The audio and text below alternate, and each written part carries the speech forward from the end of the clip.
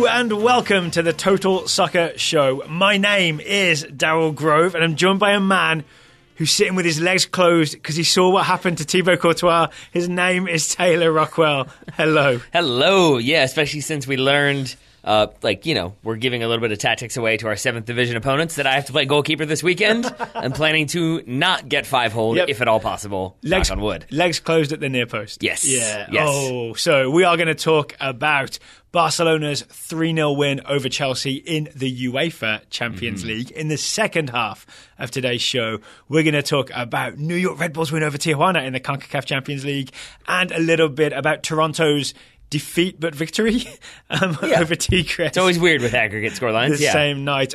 Should say as well, full disclosure, the Seattle-Guadalajara game is happening as we record, so we don't know how that's going to end. We do not. We'll probably have to check in at the very end of the show. Yes. He says, checking right now. Should we literally turn the TV on right at the end? I know. I've just gone to Soccer Way and searched Seattle Sounder, which was a mistake, which brought up the USL team. So maybe we'll just wait until after the show. Let's go ahead and talk about Champions League, shall we? Yeah, let's start with Barcelona. Sure. So 3-0 over Chelsea. I sat down to watch this game. Kind of excited. I was like, all right, this is two good teams going at each other. Anything could happen here. And it really did feel like it was over after 2 minutes when Leo Messi sort of infamously nutmegged Thibaut. I mean, it was a really exciting 3 minutes. Well, actually, almost 3 minutes. It was like 2:03. It wasn't, right? Because we rewatched we saw Chelsea, who theoretically play that 3-4-3 system. When you see the goal, they are way, way back in what I would call a 5-4-1, right? Their wing backs, in heavy quotation marks, Alonso and Victor Moses, were straight up, not only back in a back five, but also tucked in with the other centre-back. So it's like a compact back five, where they're almost all in their own area. Then the attacking wingers are back in a four.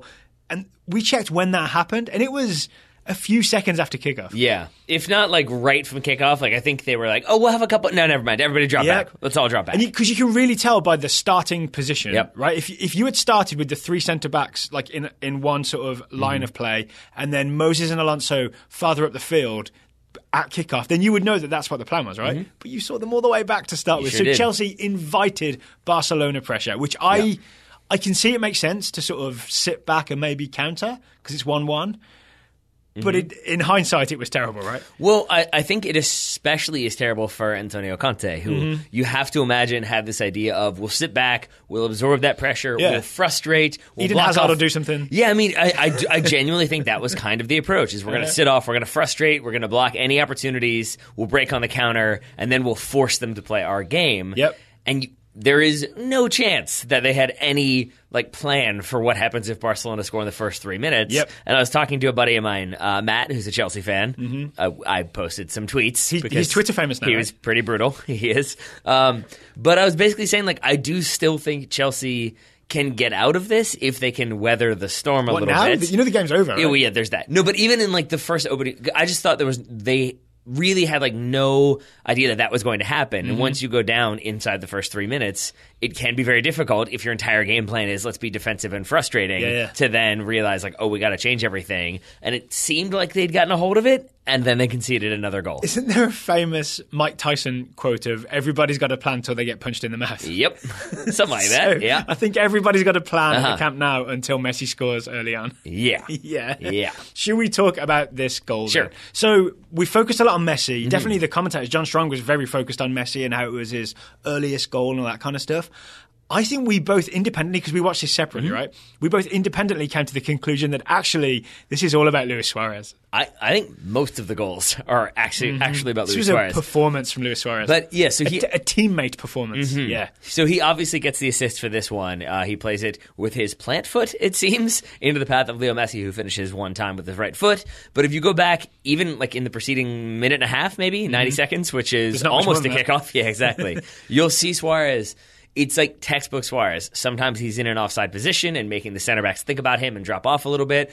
And then he's moving. By the way, as a centre back, that is so annoying. It is. It's so annoying. And then he's moving from left to right to left. And even that is distracting because he's forcing people to track him, or he's just pulling people out of position. And you see, Azpilicueta's always checking his shoulder. Christensen's always checking, seeing what's going on. Rudiger the same. It's really distracting to have someone be offside and then weaving in and out of you, right? He's doing a slalom thing, he's skiing downhill through Chelsea defenders. And the other thing he's not doing, which I think is equally important, and I'm sure maybe he does this in other games, but in terms of today, I didn't see it, is that he's not getting frustrated. You don't see him not getting the ball and being angry and gesticulating and pointing and yelling. And he just sort of keeps recycling his run, keeps moving. Is it because it's not about getting the ball necessarily? Yeah. It's about sort of sowing some seeds of chaos so that others can profit. Yeah, I think so. And I think it's also the awareness of, with the potency of this Barca attack, that in any given moment, it can be one touch and suddenly there's a goal. And I think if you know that, if you aren't set up to be defensive, say Chelsea or Manchester United, if you are sort of have this belief that we can go forward and score goals, then I do think you don't have that idea of this is my one chance, otherwise I'm not going to get another one for 20 minutes. It's sort of I'm going to keep getting opportunities. There's no sense getting frustrated. Give it 30 seconds and we'll get another one. Another one will be a long shortly. Yeah. So my favorite thing it's the Seattle thing about if you don't like the weather in Seattle, just wait 30 minutes or whatever it is. It's if you don't like the scoring opportunities in Barcelona, just wait 30 seconds. You'll get another one. My favourite thing about this goal from a Barcelona perspective is that it does look like the attempted 1-2 between Leo Messi and Dembele looks like it's failed, right? It looks like Alonso, I believe, has got a foot in the way. I'm not sure he knows he's got a foot in the way, but yeah. Right, but he does just having that sort of compact five is enough bodies to sort of block the 1-2. But everybody acts as if the play is still alive, including Leo Messi. He keeps running thinking, one of my teammates will get this ball back to me. Yep. And Luis Suarez is there and does what I'm going to call a sort of disguise, almost no-look pass that fools everybody and sets Leo Messi free. Yeah. Is it no-look? I'm not sure if it's no look. I can't remember. You keep running laterally to the right and looking to the sideline, and I think that is part of the magic trick that Luis Suarez has just pulled off. It was the prestige. Yes, exactly. It was Christian Bale to Christian Bale. Spoiler alert. But in this sequence, I do think it is probably the existing relationship between Suarez and Messi, that Suarez knows exactly where that ball needs to be for Messi to run onto it. Yeah. And so he uses, as I said, I think his plant foot. Yeah. And he just sort of instep passes it with his right foot. Yeah. And just to underline how great a teammate Luis Suarez is, we know he's got a history of biting and very probably racism. Right? Biting and spitting. Yeah, he's done a lot of bad things, but he is a very good teammate, as we've been talking about. I forgot about the spitting. This goal ends with Leo Messi jumping into Luis Suarez's arms and being caught. Yeah, I mean, because I think that, they've been together, they've scored some goals. Why not celebrate? But I also think that it's the weird conundrum of having too many defenders in one area if you're Chelsea, that I also think that sometimes strength in numbers can become a vulnerability, where if you've got 5 people and you think, someone's going to get to it, but you've got 2 very aggressive attackers, they're going to find a way to make something happen, while everybody else is sort of, I don't really want to be the one to commit, I don't want to overcommit, I don't want to concede a penalty, I don't want to misplay a ball. Yep. And so in the end, it kind of fortune favors the bold. I believe I've said this before, diffusion of responsibility. There it is. So when Suarez is running through various Chelsea defenders, all of them are sort of touching him and looking at him, but if it was just one defender, someone could just kind of grab on and hold tight and go with him all the way. I think yours is better because mine relates to corrupt town hall in New York City. So yeah, we'll go with yours. Diffusion of responsibility. Why not? Should we talk about the second goal? Sure. So it comes in round about the 20th minute. It's Ousmane Dembele getting a big goal for Barcelona in the Champions League. The Valverde gamble really paid off in terms of essentially starting Dembele over Paulinho. I think was a sort of a unexpected move. When I saw the lineup, I was like, Paulinho must be hurt. But that was not the case because he came on later. This paid off. It was a very clever, unselfish pass from Leo Messi. A great diagonal dribble from Leo Messi that kind of looked very video game-ish to me. Like someone just pushing in one direction and thinking, I've got the fastest, bestest player on the field, I'm just going to run in this direction. The fastest, bestest. None shall catch me. Yep. But there's also Luis Suarez involved in this as well. Okay. Where do you want to start? Should we start with the misery of Cesc Fabregas? Sure. So not a great game for players returning to Barcelona between Cesc Fabregas and Pedro, who came on late. Oh, I forgot that he even played. He did get, I think, a very strong ovation from the Barcelona faithful, if not the Chelsea fans. I mean, at that point, it doesn't matter, right? It does not. You're already 3-0 up. You can afford to give ovations to returning players. Yes.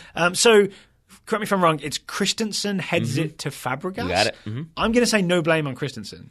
I don't think so. I mean, I think it's the logical move that it's basically a long clearance from Barcelona. Andreas Christensen goes for the cushioned header. I will say that it's probably a long ball plus the header. There's weird spin. It's probably a bit more direct at a faster pace than Fabregas expected. But still, that's what you got to deal with. That's not really on Christensen. That's on Fabregas to either settle cleanly or let it run through because he's got N'Golo Kante behind him, wide open. So, but what does he do wrong in terms of the touch? I think he's probably just not quite settled and ready for it, and so his first touch is up into his chest as opposed to down to the floor and under control. So then he has to panic to try to react to it, and in the end he gets the ball poked away, and then you have the Messi slalom. Is it Leo? I think it's Leo Messi that robs him as well. I think it's Messi. Could be. This starts with Messi taking it from Fabregas, as Fabregas is, I'm going to say a very English phrase, faffing around with it. Okay. And then Messi is away. He is. All right, well, away in the sense that then he's got another Chelsea player to beat. Yep. And then he does that. At least one. So Christensen goes for a slide tackle, which I still don't know how he misses. Excuse me, he's got two players. Yeah. He's got two Chelsea players to beat. So he basically hurdles that. Oh, boy. And he's away. Yeah. And then I've watched it several times. I want to say 10 times. I still don't understand what happens with the Azpilicueta step and Fabregas touch around him. I don't know why. Messi touch around him. Excuse me. Sorry. Messi's touch around. Fabregas didn't have that bad of a game. You're right. He dribbled at Azpilicueta. How does Azpilicueta not get this ball? Does Messi do something smart, or does Azpilicueta do something stupid, or is it column A, column B? I would say Messi does something smart. I think Azpilicueta in this situation thinks he's got the correct positioning. Yeah. And I think he's going for a sort of desperate but under control toe poke pass back to Thibaut Courtois. And so I think he's trying to not clip Messi, because it is true that at that point he probably is the last man. If you get Messi, that is probably going to be a red card. So I think he's trying to do a quick little toe poke, but that can be really risky, because if you're not going in, same thing with the first goal. If you're not going in 100% to win that ball and the other player is going in 100%, 100% beats 70% most of the time. So in terms of numbers, yes.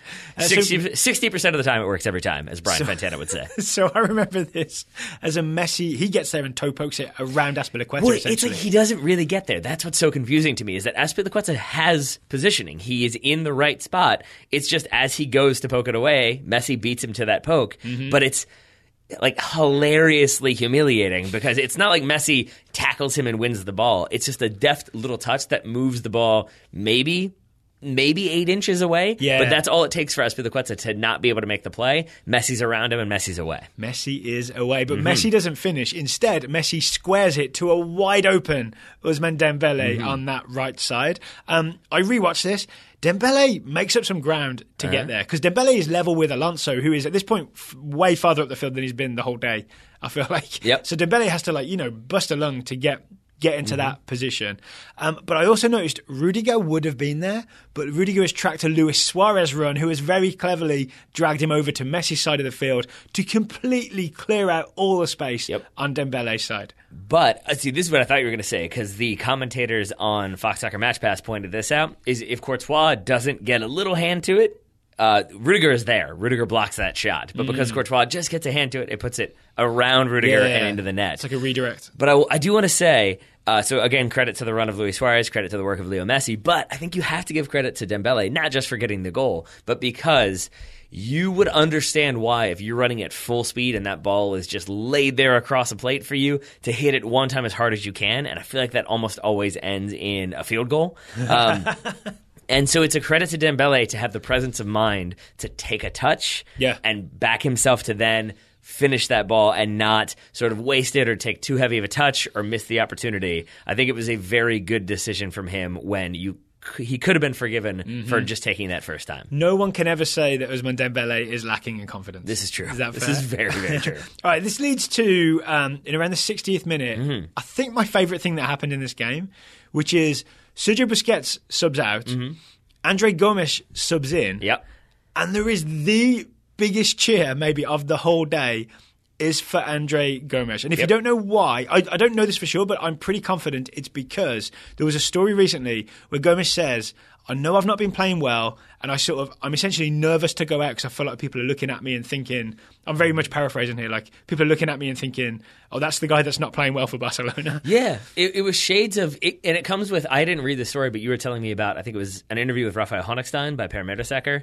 that was sort of like, I don't know, maybe Honigstein repeated it on Football Weekly or the Totally Football Show, but I think there's an original German story where Per Mertesacker talks about nerves. And basically not enjoying soccer, because it's like once you vomiting before games. Yeah, he's like vomiting before games, and not because of adrenaline, but because of nerves and feeling like, oh no, am I going to make a mistake? Is this going to be wrong? Is this going to be wrong? And you feeling relieved when Germany were knocked out of the 2006 World Cup because you thought, oh, I don't have to play anymore. And it's easy to forget that these guys are people. And then I think Andre Gomes, I think he says in that interview, like, I started off, I felt kind of confident, and then one thing went wrong, and then another thing went wrong, and then it becomes, the quicksand game. I don't want other things to go wrong. Season. And once you think things are going wrong, they're going to keep going that way. And so I think you're absolutely right that ovation was sort of like, yeah, we make fun of you, and yes, we've been a little bit critical, but we understand that you're one of our own, and we should back you in the time when you need to be back. It was really heartwarming to see fans actually support a player who needed their support.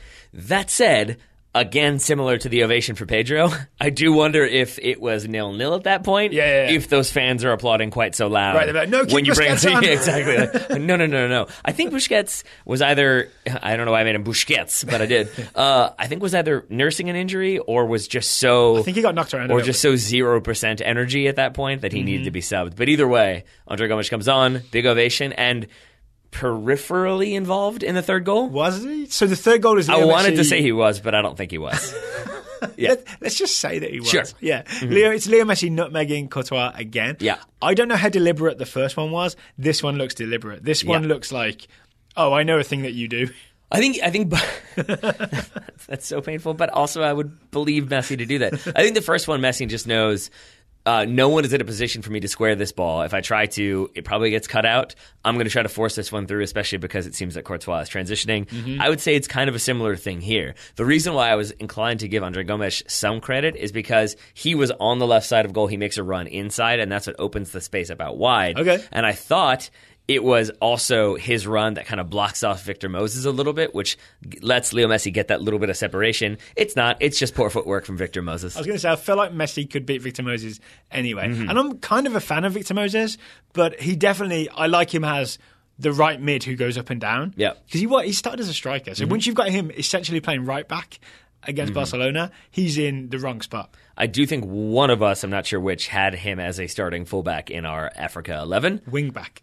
Okay. Yes. That could be. I played a 3-4-3. It was you. I had him in this very specific position the year that Chelsea won the Premier League. Well, unfortunately for you, I drafted Leo Messi into my team, so that could be a problem. And it's not necessarily Victor Moses' fault because I think he is tracking Andre Gomes. I think there's another run coming through, so he's kind of caught in no man's land, and he basically takes a step inside at a time when he should be trying to track Messi. And like either of us would do better if Messi was dribbling us. Yeah, right? And it's also not him. It's first of all, yes, absolutely. But it's also Andreas Christensen. It is roughly the equivalent of what I was so frustrated with Chris Smalling about yesterday, where he sort of steps and then stops, and it seems to think, oh, if I square him up, that's all it will take. Yep, the old step and stop. But number one, it's Leo Messi. Number two, if you try to square somebody up, but you're still about 5 yards away from them, they're not squared up. They can go right around you. You've given them lots of freedom to do whatever they want. So I think Christensen didn't, I think that was Azpilicueta, didn't really help himself. I think Christensen failed to step to Luis Suarez, which also wasn't great. So overall, for a very defensive approach from Chelsea, not very defensive when it comes to the cohesion of the squad. So we haven't really talked about Eden Hazard or Olivier Giroud or Willian, and I think it's because they didn't get to do They were much. there. They were there. I mean, Chelsea had moments of attacking, right, but never particularly looked like scoring. I thought Giroud, when he subbed off, you could see the frustration. He was really mad about, I don't think anything specific, maybe the penalty call. I know he was mad about Alonso not getting that penalty. Yeah. But I think he just had a frustrating evening and just was mad about it. From an attacking standpoint for Chelsea, I thought the most telling moment was in the 32nd minute, and that's the one where Willian goes on a bit of a dribble, gets himself in a position to shoot, shoots wide, says Fabregas very angry because he probably had a better angle on the ball, but he was also definitely offside, and you can see him get really angry and kind of yell at Willian, and Willian looks at him, and you could just tell, like, oh, you guys aren't really on the same page. Right. This maybe isn't going to go the way you want it to. Is Willian look at him saying, you've been listening to the Total Soccer Show, you've got all the offside rule wrong. And you've forgotten that I'm Willian also. He's going to join the David De Gea, maybe they don't deserve him. 11 is what I'm going to call that team. That should be an end of season award. It really should be. Okay, enough on Barcelona-Chelsea? Yeah, other than you mentioned it very briefly, I am in the school of thought that was not a penalty. I stepped away from my computer. PK and Alonso, right? It was. Yeah. I stepped away from my computer to hear the commentators. It wasn't the Fox Sports 1 commentators. It was the British commentators saying, oh, that's got to be a penalty. It's definitely a penalty. And then you can see them both watch it and be undecided because it's really difficult to say. But I think Marcos Alonso feels the little jersey tug from Piqué. I don't think that in and of itself is enough to earn a penalty.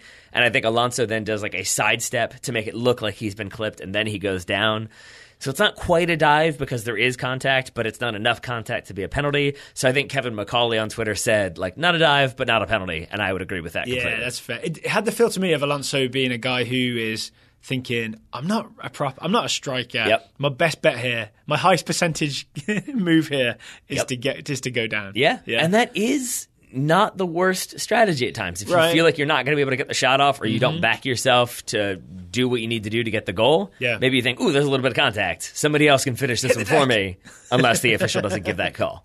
All right, so elsewhere in the UEFA Champions League, Bayern beat Besiktas 3-1. They did. We did not see this. We did not watch this because we knew this was over, right? For all our Quaresma love, or my Quaresma love, you share it a little bit. Oh, I definitely do. Mm-hmm. We knew that they weren't coming back. Besiktas were not coming back from 5-0 down from the first leg. It finished Bayern 3, Besiktas 1, 8-1 on average. I feel like most people would say this jokingly. I mean it sincerely. Besiktas are my second favorite Turkish team, which is definitely true. So no, I've got love for Quaresma. But it was also the case that because Istanbul is already ahead, ahead of... time zone wise? Yeah, exactly. Mm-hmm. And then we've got the difference in daylight saving time, that game was already finished by the time Barca-Chelsea kicked off. There we go. So I was sort of like, ooh, I'll have split screen. Oh, no, I won't. That game is over. Not today. And already was over. Not today. Yeah. Final thing on the UEFA Champions League, I believe the draw for the quarterfinals is Friday morning. So the Champions League is over. I don't know if you knew that or not. I'm done with that. I've had enough. You'll cover it on your own. You can watch all the non-Manchester United teams, but probably still one Manchester team from the quarterfinals onwards. We'll find out the draw on Friday morning. I don't want to do that. Well, we won't be here Thursday or Friday. We are taking a mini Total Soccer Show vacation. It's your fault, Manchester United. Bridget Jones would call it a mini break. I haven't seen any. You haven't seen any? I think I've seen the first one. Okay, I read the book. It's good. The one where Hugh Grant is charming, but it's like sort of not lovable. It's one of the few times. Worse than that. There we go. Yeah. But Colin Firth, always lovable. So we're going to take Thursday, Friday off. The reason being, I've got an old friend in town. I said that because he's very old. I like that I said I haven't seen Bridget Jones' Diary and then proceeded to list all the characters. Yeah, you've definitely seen Bridget Jones' Diary. Mm-hmm. So I'm just taking a mini vacation Thursday, Friday, and Taylor the same. We deserve a break, right? Sure. Yeah. I think so. Give us a break. Yeah. When it comes down to listing Bridget Jones' characters, I think it's time for a break, yes. But we're not done talking today, Taylor. Before we talk CONCACAF Champions League, we have a new sponsor on the Total Soccer Show. Always an exciting moment. Today's sponsor is Simple Contacts. I was very excited to find out that Simple Contacts exist. I really, really mean this. Simple Contacts is a convenient way to renew your contact lens prescription and reorder your brand of contacts from anywhere in minutes. Daryl, can I tell you something? So I do not wear contacts, and I don't know if you know this, but contacts, it's a whole thing. It is it's very important, it turns out. Your wife does, right? She does. And that was kind of what clued me into it, is that it can be a very big process to get the prescription, to go see the doctor, to get everything sorted, to make sure that you're handling it properly. All, like saline solution, finding it, knowing where they are at all times. It's a big deal. Simple Contacts have simplified that. So the point of Simple Contacts is if you know your prescription basically hasn't changed, you're very confident. Like I've had the same prescription for 10 years, right? It's not changing for a good few years yet, right? But you still need to get your prescription renewed every year. Sometimes that's very, very expensive, and you just want the prescription refilled so you can get more contacts because you've got a game on Sunday and you want to be able to see. You've had this situation. I have had this situation. So I wear glasses most of the time. I wear contacts for special events like weddings, right? If you just want to look your best, I'll go contacts, or Sundays to play soccer because I want to be able to see the ball come in. Are you wearing contacts right now? I'm wearing contacts right now because you played tonight. I played indoor before I thought you were just like getting fancy for me. Yeah, just for the Simple Contacts ad. I was just wearing my contacts. And the way Simple Contacts work is it's an app or it's a website. The app, I think, is the better way to do it. And you can do the eye exam through the app. That's pretty amazing. It is amazing. So what they will do, and this is run by doctors and ophthalmologists, I believe is the correct phrase. I get them confused sometimes. So you have to get the camera close to your face and do with your contacts in and do the look up, look down, look left, look right, so they can check for redness and for fit, right? So they make sure that passes muster. And then you have to put your phone 10 feet away and you do a vision test with the sort of read the top line, read the second line, cover your left eye, cover your right eye. And all that is sort of recorded and then reviewed by a doctor. and then your prescription, if you pass the test, is refilled. I'm slightly terrified to take that test because I do not wear glasses, as we said, but I know myself, and I might be like, ooh, that seems blurry all of a sudden. And so I think I'm going to back myself. You are just a giant blur, right? Like, that is how you usually appear, and everything is very blurry and kind of streaky? Okay, I'm good. I'm good. I'm like Billy Crystal in that Woody Allen movie. Celebrity. Just constantly out of focus? Yeah, remember that movie? I can't remember which one that one was. Celebrity, yeah. I think but it was one of his bad ones. It wasn't so bad. Anyway, Simple Contacts is a great way to get your RX renewed for your eyes so you can play soccer or whatever else people do with contacts in their eyes. Worth reminding people that this is not a replacement for a proper eye exam. I still go to my optician and I'll get my sort of eye, especially for diabetes stuff, right? I'll get checked for retinopathy, do the proper eye exam. But if you want to save... Did you say retinopathy? Yeah, I'll explain it later. Okay, thank you. Yeah, any diabetic listeners will know exactly what I'm talking about. Gotcha. Yeah, but if you want... Diabetes of the eyes? Yeah. It's not, but... But if you want a quick, easy way to refill your prescription cheaply, you can go to simplecontacts.com or you can download the app. You can also, if you use it with the Total Soccer Show discount code, you can save money when you actually reorder the contacts. Contacts are expensive. You can get a discount with Simple Contacts. And what is that discount code one more time, Mr. Grove? So the discount code is TSS. That's TSS to get $30 off at simplecontacts.com/TSS. So you've got to go to simplecontacts.com/TSS and then enter the code TSS at checkout for $30 off your contact lens refill. So Simple Contacts, my final piece of advice for you all is your next product should be a GPS locator for the contact lens case, because that is the nightly tradition at my home, is trying to find my wife's contact lens case. I'm sure that's fun. Oh, it's great. It's great. It's never anxiety-inducing at all. Yeah. My problem is always finding my glasses if I'm not wearing my glasses. So my vision's back, so I'm not wearing my glasses, then I got to find my glasses. It's a whole terrible catch-22 situation. Yep. I believe my wife once said, "Oh, it's fine. My eyes can just hurt all day tomorrow." When we couldn't find it, I was like, "No. It's a guilt trip. It certainly was. Yes. Thank you to Simple Contacts Indeed. for sponsoring today's show. Should we talk Concacaf Champions League? Because weirdly, it's good news. Yeah, it's odd, right? It is a weird feeling. I am not used to it. This feels like a moment in Major League Soccer. I was going to say American soccer, but we've also got Toronto. Just saying, Daryl wears contact lenses and things go well. That's all I'm saying. I mean, I was wearing contact lenses last year. There we go. Maybe not then. Things went not so well. Okay, so New York Red Bulls hosted Tijuana yesterday. They were 2-0 up from the first leg. This was a don't blow it kind of moment, right? You've won 2-0 away with that lights out performance from Luis Suarez. Don't blow it. We were talking in office. I don't love how close we were to this one. We said we think Tijuana will score in the first 15 minutes and this is going to be panicky. Yeah. Half of that came true because 10 minutes into this game, Mendoza has the ball in the back of the net and it's 1-0 Tijuana. Yep. New York Red Bulls lead is halved. So before we talk about Red Bull's goals, I want to talk about this goal. Sure. Especially because it involves an American. It involves a US men's national team player. Right? He's got caps. Rubio Rubin has got caps. You've got the scouting report page. I do. Ted Tracy scouting Rubio Rubin, the 21-year-old American forward/attacker for Club Tijuana. Okay. Rubio has continued to get minutes for Tijuana in Liga MX and the Concacaf Champions League. He still hasn't scored, but he did get the assist in the loss to the Red Bulls. He received a nice ball over the top from left back Damian Perez and squared the ball across to Luis Mendoza to bring the aggregate score back to 2-1, albeit briefly. So can we talk about this? The square ball that Rubin plays, I think is very, very clever. So he does bring it down nicely, sort of in the left-hand channel, brings it across, and then it looks like there isn't really an angle for him. And then he finds this very nice outside of the foot pass to Mendoza that evades, is it Tim Parker who's trying to mark Mendoza, evades a couple more defenders. He really makes this goal happen. Yeah, I mean, I thought at first that it was Rubin who played the first ball and got the MLS assist and was very pleased, albeit not as pleased because I wanted the Red Bulls to win this. Yeah. But I was sort of like, okay, that's a good bit of skill, that's a good bit of vision, that's a good bit of technical ability. So this goal comes from, I believe, the classic problem with playing three at the back. What's that? Right, because Red Bulls rolled out essentially a 3-5-2 type thing. No, it's more like a 3-6-1, you might call it. A little bit. Let's call it a 3-4-2-1. 3-4-2-1. I always feel it took me a long time to learn this. Because BWP is the lone striker. Yes. Yeah. But the 3-6-1, the damning part of that particular 3-6-1 was that there were no defensive midfielders, correct? It was basically just a flat 3-6-1. I can't remember. I think that was the main problem with the Steve Sampson 3-6-1. Yeah. There's nothing necessarily wrong with a 3-6-1 as long as you set your players up properly. So if we're talking about 98, it's just become a shorthand for all the bad stuff that happened, right? Yeah. I mean, so the US went to the Copa America in 95, as I understand it, played 3-6-1 and got to the semifinals, right? So there was success with that formation. And then terrible.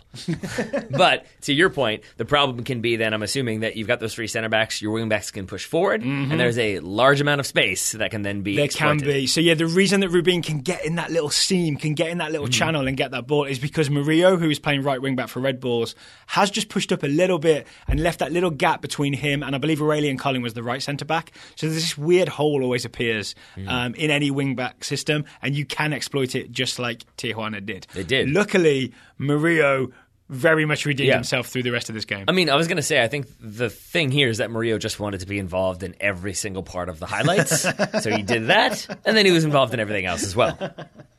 So the equaliser comes in the 28th minute, and it's our guy.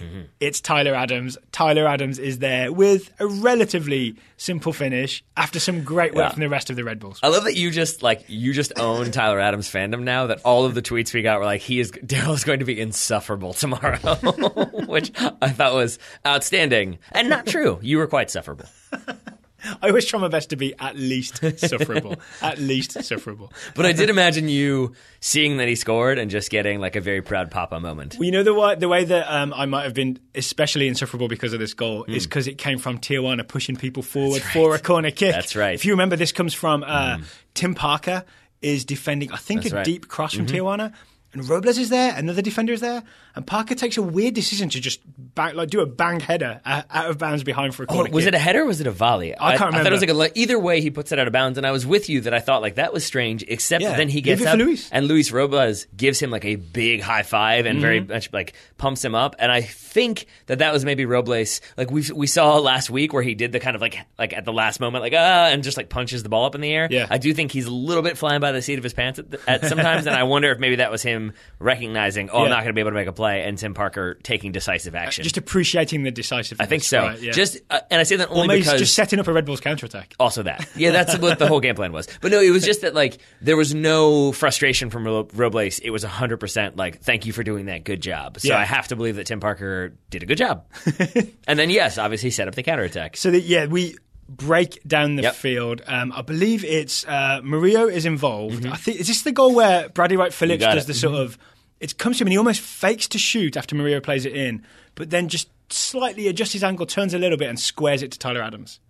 No, I think he plays it wide to Murillo, doesn't he? Murillo plays it back across the box to Tyler Adams. I think it's the overlap from Murillo because Bradley Wright Phillips, it seems like maybe he's out of gas, or he just seems like he's slowing down a little bit. Maybe he's waiting for the overlap, plays the ball to Murillo, Murillo plays it back, Tyler Adams is there to finish. There we go. So it's Murillo overlapping and putting in a nice ball. Thank you for correcting that. BWP did so much good work in this game, it's kind of hard to remember which was for which goal. I just assumed that every time you saw it, you were just running around the room celebrating Tyler Adams scoring, so you didn't have time to rewatch. Well, he did run the length of the field for this. He is there. He is so. I think he's defending the sort of short corner. And then he ends up way up in roughly the same position in the Tijuana box. So you're not wrong. He starts at the top of the 18 closest to the corner taker and finishes on that side of goal on the opposite side of the field. Can we just say as well so I didn't watch the full 90 minutes. We were at soccer practice, right? But I've watched big chunks of this game. I saw a lot of Tyler Adams doing I would call it effective busy work in midfield, chasing people down, making life hard for Tijuana players, right? The Red Bulls didn't do their full press. It was a little more reserved than usual because they're 2-0 up, right? But still, Tyler Adams was just buzzing around, being a very effective nuisance to everybody. Absolutely. Can't win a ball in the air to save his life, but when the ball comes down, look out, Tyler Adams is coming for you.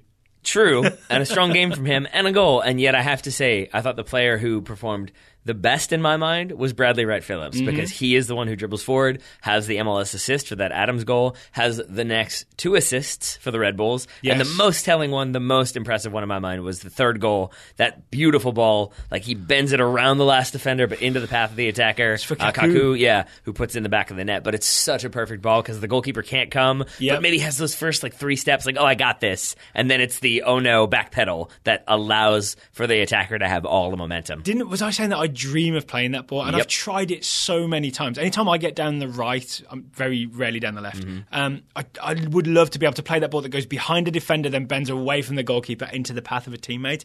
And it's never quite right. So don't underestimate just how perfect and difficult that Bradley Wright Phillips pass was. It was pretty. It was pretty. I don't want to necessarily go through all the goals, but I think I'd mention a thing where Wright Phillips sort of fakes a shot and then squares it. I'm going to assume then that is the second goal to Rizza. I believe it was. It was like the turn and then lays it across for Rizza to score. Yeah. I'm calling him Rizza now. It's Rizakowski I've got written down here. And then I need the Red Bulls to sign Jizakowski as well so we can have Rizza and Jizza. And we're slowly forming the Wu-Tang Clan.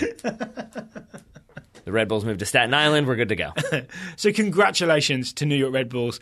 This is a moment in Major League Soccer history, in American soccer history. This is the part where I tell you that I have Googled the scoreline to Seattle. Chivas Guadalajara 3, Seattle 0. Okay. So Seattle are out. Okay, but still, Red Bulls are through to the semis. Toronto FC are through to the semis. The Jesse Marsch, Greg Vanney, the version of history where people are happy when one of them is announced as US men's national team coach, I feel like we're in that timeline. And Brian Schmetzer is now garbage? Is that how this works? No. I said that mostly just to upset Seattle fans. I apologize, Seattle fans. You don't need me to kick away. You're going to hear about it. But I probably will. But I think you're absolutely right that Jesse Marsch was not a person that I'd seen some people say, oh, maybe he could be the next U.S. national team coach. Definitely a recency bias here, but I do kind of start to think he's changed his tactics, he changed his approach, he adjusts things as he needs to, he gets results, and then Greg Vanney obviously getting results, what with that whole, MLS Cup, and now making his way into the Concacaf Champions League. Can I just say before we move on, Marsh Madness. Yep. You can say that.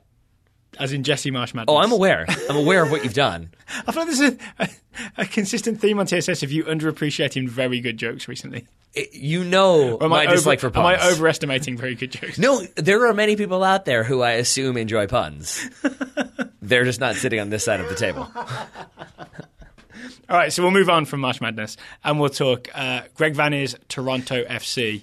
Here's the other thing. Here's the other thing for listeners, though, is that puns to me are not necessarily laugh out loud jokes. Oh, they're my favorite. But the smiling, nodding appreciation doesn't really lend itself to the podcast. But then if you want me to go ha ha ha ha ha, clever, I can do that if you'd like. It's you can do exactly that every time. I will from now on. I await your next pun, my friend. Well, instead, let's talk about Toronto's, as we said, 3-2 loss to Tigres, but it's so 4-4 on aggregate. Yes. Toronto go through on away goals. Good stuff, Toronto. Yep. I really only want to talk about the Giovinco free kick. Fair. Because it was special. And also we watched it many times. I think we figured out what happened. Yes. Chaos is, I think, what happens. Chaos is what happens. Well, so let's. The build-up is Giovinco himself is dribbling at the Tigres defense. He gets I can't remember who he gets away from, but then he runs into a wall of 3 or 4 Tigres defenders and he gets hacked down, essentially. So then he steps up to take this free kick. He does. And we'll get back to Giovinco in a second because first let's talk about what Tigres are doing. They have a 3-man wall. What you don't really want when you have the wall set up properly is for the middle person in that 3-man wall to just go running off. But that is exactly what happens. It is, right? Yeah, and I think it's just because maybe they think the ball is going back across the box. I'm not sure why, or maybe that player just phases out for a second. But either way, so then the goalkeeper who had got everything positioned, then is sort of screaming at the last second to try to get them back into position. And I think that's the key point, is now even when that 3-man wall is back intact, he has to then adjust and check and make sure he's covering the back post. And if you watch, right when the camera cuts to Giovinco when the whistle blows, goalkeeper Guzman looking behind him, checking that post, and I think just isn't in that, okay, I'm set and ready to go. And the person who I believe spots this is Giovinco. Yep. Because there's not much time elapses between the whistle for the free kick and Giovinco stepping and striking. Yep. He knows that they're in sort of a weak moment, and this is the time to strike. Strike while the iron's hot. Yeah, and I think we kind of reverse engineered this one a little bit, because the thing that stood out to both of us is that Guzman almost gets to that ball, and he pushes it up onto the crossbar, and I think it goes off the post and then in. But he's not laid out for it. He's not stretched out diving. He sort of shuffles across and is still standing and kind of runs into the post. And the question we then had is why isn't he laid out? Because normally what a goalkeeper will do is the wall defends, say, the near post in this situation, and then the keeper goes and covers the far post. And the keeper's sort of like, all right, if you can beat the wall, then good luck to you. And I'm going to make it hard. And even if you do beat the wall, I'm going to come and dive over there. And if you fire it straight at me at the far post, I'm just going to catch it, right? So that's why most free kicks don't get scored, essentially. Weirdly, defending free kicks actually works most of the time, but we just see the highlights when they do go in. But Guzman doesn't do that, right? He doesn't cover his far post. He stands weirdly central and is sort of leaning a bit and still talking to his wall. So that's why you don't see him stretched out. You just see him sort of off balance, scrambling towards the near post. Yeah, and I think if that whistle comes maybe a second later, or Giovinco takes another second or two to take that free kick, Guzman is able to kind of get set, get into that low crouch stance that you see from goalkeepers on set pieces, so then he can spring one way or the other. But because he doesn't have time to do that, he basically is kind of standing up, or his feet are set, and he just can shuttle across like a crab, not launch himself across the goal. And so he's not able to make the play on the ball that he might otherwise be able to do. It's worth noting the significance of this goal. I believe, unless I have my timeline wrong, that goal made it 2-1 on the night to Toronto, which made it 4-2 overall. So even though they lose 3-2 on the night, it's 2 late goals from Gignac. It was kind of okay. I'm sure there was a panic after the second Gignac goal in the 93rd minute, because one more goal and Tigres would have turned it around. But that goal is kind of what mostly killed the tie, right? That's why that free kick is so important. Absolutely. And Jonathan Osorio let the crowd know. Oh, that's right, he did. He had the beautiful little flick assist for the first goal, right? He did. It was an outside of the foot through ball for Giovinco, who then squared it and got an own goal out of it. That's right. So Jonathan Osorio really stepping up in the Concacaf Champions League. It wasn't I think my favorite thing about it is that it wasn't like a shush from Osorio to the crowd. It was just sort of no more from you. You be quiet now. It's this is over. Yep. Yeah. This is swagger. Over. It's swagger and confidence, and I like it. Well, isn't that the weird thing, is that MLS teams now seem to have swagger and confidence in the Champions League, or at least Red Bulls and Toronto do. Yep. Yeah. And even though Seattle lost, it looks like, unless there's a massive turnaround before the end of the show, they still had at least that one good result, and they put up a fight, and it wasn't sort of Seattle are playing Chivas, there's no chance. Right now, I feel like now there's always a chance. There's always a chance. Next time, the semifinals, I feel like MLS teams have a chance. Yeah, knock wood away. But next year, 2019, MLS teams will have a chance. It's going to be an interesting. Basically, I'm going to pay more attention to the Concacaf Champions League now, because it's not just that competition where MLS teams lose every February. As soon as you learn how to find it on television. Yes, Univision Deportes. We found that, and Go90.com.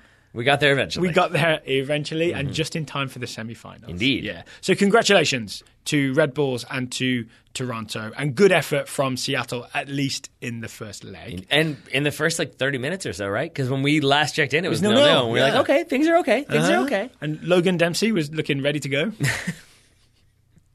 That's a good one. That's a good one. There we go.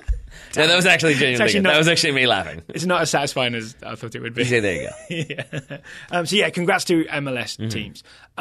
Second sponsor on today's show is a sponsor. Seamless, Daryl. Is a sponsor that supports Major League Soccer. Yep.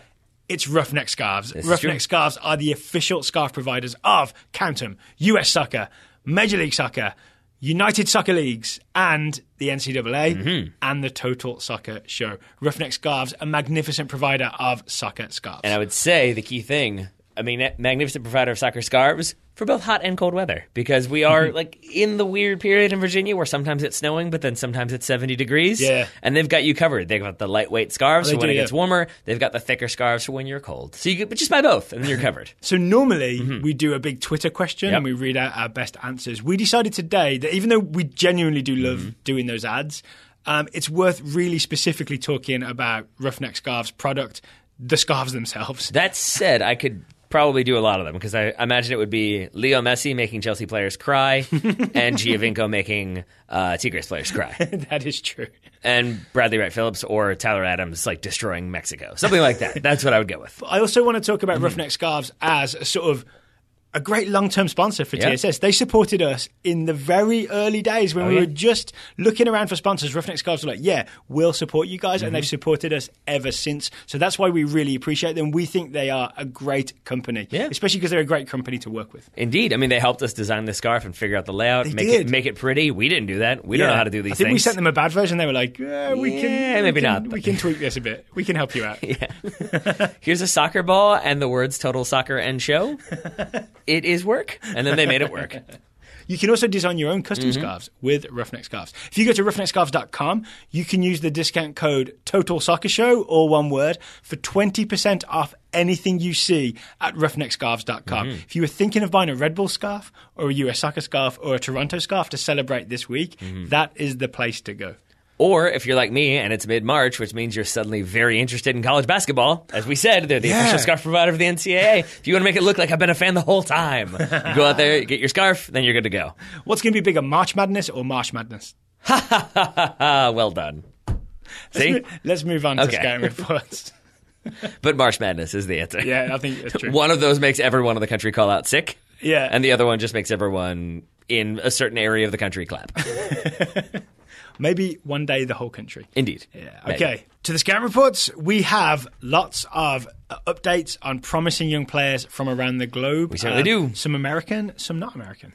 Starting with an American, we've got Ben Henderson scouting Luca De La Torre, the 19-year-old American forward for Fulham. Okay, we haven't heard about De La Torre for a while. We have not. What's he been up to? There are talks that Luca De La Torre, or LDLT, could get a loan move to the New England Revolution. Ben says that this would be good for both Ben, who's a Fulham fan and a Revolution fan, and De La Torre, who could get some quality first-team minutes if he were to establish himself in a fairly deep Revolution midfield. De La Torre's one of those guys who I always just thought, oh yeah, he's a youngster. Like, there's no pressure for him to play just yet. And then suddenly 19, you start thinking, he's actually 14. We need to get him on the Yes. No, but you're right. And I think has been getting like 10 to 15 minutes a game for Fulham. Okay. But I think maybe the idea being if he can start regularly and kind of have a full season, that's probably to his advantage. William Hagens is scouting Brandon Savagna, the 19-year-old American midfielder for FC Dallas. William said, just 2 days after his 19th birthday, FC Dallas confirmed that Brandon Savagna had undergone a successful surgery to correct compartment syndrome, something he's been dealing with since he was in the FCD Academy. If you're wondering, and I was, compartment syndrome is when pressure decreases blood flow, depriving muscles and nerves of needed nourishment, which can lead to severe pain, sensation of pins and needles, and weakness of the affected area. Prior to the surgery, Brandon had been progressing well in training and was gaining confidence after spending more time in and around the first team. So best wishes to him after surgery. Hopefully he returns. So this is like serious but not career-threatening from what we understand, right? I believe so. Yeah, okay. Most of my knowledge of surgery relates to medical TV shows, mostly Scrubs. So I'm not the best indicator of what's going to happen with him. All right, well, fingers crossed for Brandon Savagna. Indeed, and I'm sure Turk is on it. Michael Curry scouting Haji Wright, the 19-year-old American attacker on loan at Sandhausen from Schalke. Haji did not make the bench this week, and Michael isn't entirely certain why. Uh-oh. He wasn't sure if it was sickness or maybe just a lack of performance. Oh, dear. Okay, so Elijah Bates is scouting Zian Jones, the 17-year-old American forward for Schalke. Elijah says Zian Jones does not appear to be associated with Atlanta this season. So we were wondering if maybe because he hadn't yet turned 18, would he continue to train with Atlanta until he could move to Schalke? I see. Yeah, because he's basically signing for Schalke, but not officially till he's 18. Got it. Okay. In addition, Elijah found a photo of Zian Jones hanging out with Weston McKennie and Nick Tatagui at what appeared to be Schalke's training facility. So he's there, he just hasn't put pen to paper. I think that's a safe bet. Yeah. Because why wouldn't you, right? You may as well, basically practice. He's not getting paid, I assume, just practice for free. Unless two Schalke Academy players happen to find themselves in like an Atlanta suburb. So yeah, I'm going to guess that's where they are. Yeah, definitely. We've already heard from Ted Tracy and Rubia Rabin, so we shall move to Alex Tremmel, scouting Gianluca Busio, 15-year-old American midfielder / attacker for Sporting KC. And we're still deciding. Indeed. And I believe Daryl Grove's USL lineup. Did he make the team? So I recorded the Top Draw Soccer Show this morning with Travis Clark, and we did a USL Play Your Kids draft, where we sort of each drafted an 11 of youngsters that we think will get good minutes in USL this season. Spoiler alert, I managed to draft Gianluca Busio. I don't know if Travis just wasn't quick enough or maybe I rate him more highly, I'm not sure. But Busio is only 15 and will be playing for Swope Park Rangers this season. Now, given what happened with your MLS draft, did you draft any USL players who are now going to be like NPSL? Well, no, but I also couldn't. Travis made a rule that we couldn't draft players that we'd put in the MLS draft, right? So there's some guys like Sam Vines and Andrew Carlton as well, who were in our MLS draft, were sort of off limits for the USL draft. I'm still not over it. What about Candrew Arlton with a mustache? Does that count? Gianluca Busio has not been in the matchday squad for either of SKC's 2 games this season. He finished out the preseason with Swope Park Rangers, scoring a goal in a 6-1 victory over University of Missouri Kansas City. Barring injuries to the first team, Busio will likely get all of his playing time this season with Swope Park. So you're safe there. Yeah, good drafting. Jonathan Holmgren is scouting Foster Langsdorff, the 22-year-old American forward, for the Portland Timbers and maybe Stanford too. Okay, I'm confused by this. As was I. Okay, Jonathan says, Foster Langsdorff has reportedly been awarded an NCAA postgraduate scholarship, which is a one-time grant of $7,500 awarded to students in their final year of eligibility who, quote, plan to pursue graduate studies within the next 3 years, unquote. Jonathan speculates that this might be Langsdorff hedging his bets in case he can't crack the Timbers first team. So professional soccer player or graduate school. Yeah. I guess either way he's covered. Okay, so he's not going to play for Stanford, but he is going to he already did play for Stanford, I think, right? Yep. But he is going to possibly go back to school, so he's got that in his back pocket if the soccer thing doesn't work out. Just in case. Yeah. I think $7,500, luckily no longer the rookie salary for Major League Soccer. Orion Lahochki Escobar scouting Tommy Thompson, the 22-year-old American attacking midfielder for the San Jose Earthquakes. Tommy played midweek for San Jose affiliate Reno 1868 and was trusted to convert a penalty kick in the 89th minute, which he did calmly to secure a 1-0 win over the Real Monarchs. He also got a disappointing 8 minutes in Major League Soccer last week. Daryl Grove looks perturbed. I'm a little concerned that Tommy Thompson's back in the USL. Dylan Viach is scouting Kai Havertz, the 18-year-old German midfielder for Bayer Leverkusen. Dylan says that Kai Havertz started in Leverkusen's 2-0 win over Borussia Mönchengladbach on Saturday. He was the centre of Bayer's attack and consistently linked play while helping Leverkusen maintain the majority of possession. Grayson Smith scouting Lautaro Martinez, the 20-year-old Argentine striker for Racing Club. Martinez scored Racing's lone goal in their 1-1 draw away to Chacarita Juniors in the Argentine Primera last weekend. Whew. Got that one done. The bigger news is that Argentina manager Jorge Sampaoli announced the domestic additions to the Argentina squad for their upcoming friendlies against Italy and Spain, and Martinez was included. All right, that's a Scouting Network win. CJ, all because of us. All because of us. CJ Lieutenant is scouting Cesar Montes, the 20-year-old Mexican centre-back for Monterrey. CJ says, Cesar Montes, the young Mexican centre-back, has been struggling recently. In fact, it should be noted, says CJ, that the lack of an American presence seems to be hurting Monterrey. Since February 1st, when he who shall not be named first appeared in a Mexico jersey, Monterrey has lost 4 of 7 matches. Montes has been no better, playing significant minutes in only 4 of the 7, and Los Rayados have given up 3 goals in each of his last 2 appearances. See what happens? You see what happens? But we don't know that they're all his fault, right? They might have given up 10 goals if he hadn't put in a heroic performance. No, I'm not blaming him. I'm blaming he who will not be named. Okay. Yeah. Steve Renard scouting Yuri Tielemans, the 20-year-old Belgian midfielder for AS Monaco. Voldemort also did make a one-time switch. Don't say his name.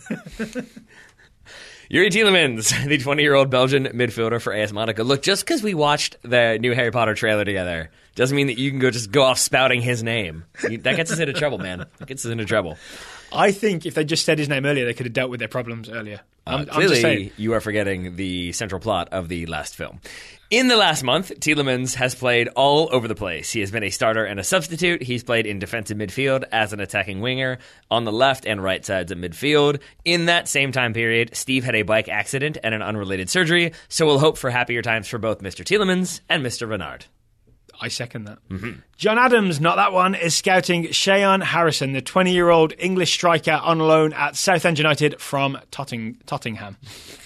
John says, Shayan Harrison was a late sub in Southend's 0-0 draw, I said it like I was the idealist, with Doncaster last Saturday. The goalkeepers were good. The rest of the players looked as bad as the pitch, which was very bad. Harrison then started in the Shrimpers 0-0 draw with Rochdale. I was going to say Ted Lasso. I'm assuming he did not score. Yeah, he did not. No. John Youngblood scouting scouting Tashawn Oakley-Booth, 18-year-old English midfielder for Tottenham, or Tottenham, apparently. Tashawn subbed on for Tottenham's U23s in their 3-1 victory over North London rivals Arsenal. He's been a consistent starter for the U18s and the U19s in the UEFA Youth League, but mostly makes the bench for the U23s. All right, some ways to go then for Tashawn Oakley-Booth. Jeff Markman is scouting Jeff René Adelaide, the 20-year-old French midfielder on loan at Angers from Arsenal.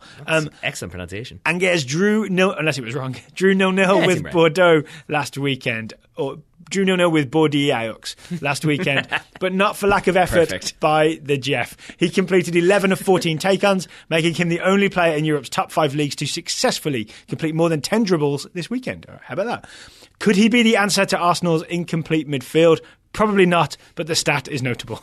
Jeff Markman is also scouting Reece Nelson, the 18-year-old English midfielder at shock of all shocks, Arsenal. Hey. Nelson was on the bench for Arsenal in a 3-0 victory over Watford, and it was his lack of an appearance that drove clickbaity headlines. Nelson went through an extended warm-up, but was passed over as a substitute in favor of Jack Wilshere, even though the game was very much sealed, and tabloids seized on his small show of frustration. Apparently, he angrily tossed his bib when he was not selected. That's English for penny. Indeed. Given the lack of news regarding a contract extension, it was perfect fodder to stoke fears of fans who increasingly believe that Reece Nelson may leave the club this summer. I mean, let's settle down. Reece Nelson is 18 years old. He's been getting minutes with the first team. Mm-hmm. It's not as if Barcelona are after him, right? No, but it's what happens. Instability breeds concern. And I think probably the loss of Serge Gnabry and what he's been doing probably feeds into that as well. I see. Mm-hmm. Okay. Basically, I remember this with Adnan Januzaj and Man United when they were sort of in a down spiral, which maybe they still are. Who knows? But he was the one bright spot, and everybody's like, he's going to leave, sign him to a 15-year contract. Where is Adnan Januzaj right now? Excellent question. I believe Real Sociedad, I think. Okay. I think. It's been a weird career, isn't it? Yes, it has. Mm-hmm. Weird is a word. Colin Johnson is scouting Jan Fiat Arp, the 18-year-old German forward for Hamburg and Bobby Wood's nemesis. Colin says that Jan Fiat Arp was left out of the 18-man squad that got smushed 6-0 by Bayern Munich. Smushed is a great word. With Hamburg all but certain to be relegated, reset the clock. German newspaper Bild reported that there's a 20% chance of Arp staying in Hamburg, with Tottenham the heavy favourites to sign the youngster. That's very tabloid to just say 20%. They've made that number up. What's the old saying? 72% of statistics are made up on the spot? Yes. There you go. Andrew Eggleton scouting Ollie McBurney, the 21-year-old Scottish attacker on loan at Barnsley from Swansea. It was a good week for him. Ollie scored in Barnsley's 1-1 draw with Norwich on Tuesday and also got a call-up to the senior Scottish national team. All right, not too shabby. Mm-mm. Beth Jolly is scouting Kylian Mbappe, the 19-year-old French forward for PSG. You get to pronounce the team again. Oh, this relates back to the Angers match, right? Beth says Kylian scored a first-half brace in PSG's 2-1 win at home over Angers. Off the pitch, Kylian met with Emmanuel Macron, Gianni Infantino and George Weah to discuss a French initiative to support sport in Africa. Somehow... Am I correct in saying that is from worst to best in terms of footballing ability? Or is that controversial? I don't know how good Macron is. Yeah, you never know. Somehow this caused a Twitter feud as Beno Asu Ekoto complained that Kylian's interest in Africa was mere self-promotion. Kylian retaliated by noting Asu Ekoto's commitment to fighting and headbutting his own Cameroon teammate during a 2014 World Cup match. Scouting analysis: don't pick fights with teenagers on Twitter. Excellent work from Beth Jolly. Final report comes from Michael Fisk, scouting Andreas Christensen, 21-year-old Danish centre-back for Chelsea. Rough night for Andreas at the Camp Nou. He let Luis Suarez get away from him to combine with Messi for the first goal, attempted to slide tackle Messi on a Barca breakaway that led to their second goal, and wasn't really at fault for the third goal, although I do think somebody blamed him for not stepping earlier to prevent the ball that led to Messi scoring. Either way, we're going to not blame him for the third one. I like how Michael Fisk's scout report has brought us full circle back to the start of the show with Barcelona's goals. It has also allowed us to get completely caught up on all of the scouting reports. He says, going to check it one more time. Nope, there have been more. Well, those reports will have to wait until probably next week, right? So as we mentioned halfway through the show, we're taking Thursday and Friday off. It's mostly my fault because I've got friends in town and I kind of feel like it's time for just a mini vacation, a mini break, as Bridget Jones would call it. You definitely deserve that. I think I can do this very quickly. Steven Hernandez scouting Keaton Parks, the 20-year-old defensive midfielder, American for Benfica B. Important because he scored a brace today for Benfica B in their win over Unal de Madeira, which which Steven says is the union of the wood, is apparently how you translate that.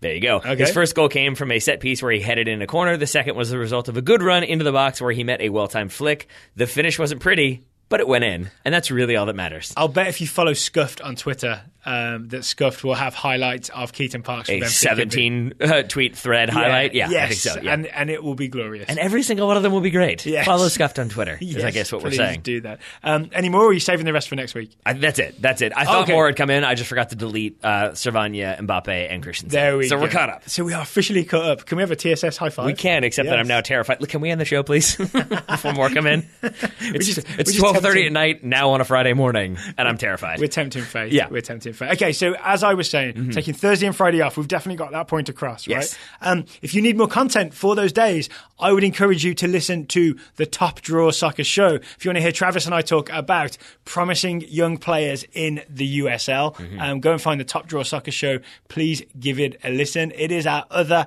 podcast project. It is indeed. Daryl has done the USL draft and the MLS draft for Travis now. And Taylor, we will be back next week, maybe with me, maybe with someone else, but there's definitely going to be a US national team roster to talk about. Yeah, Daryl's been fired. So there's that could happen.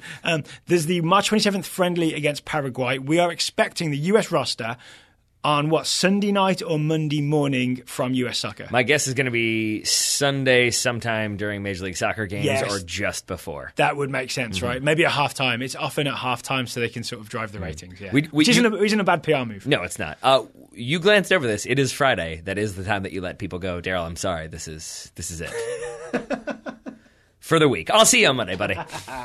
Well, for today, Taylor, thank you for taking the time to talk to me. Right back at you, buddy. Listeners, thank you for listening. We very much appreciate it, and we'll talk to you again next week.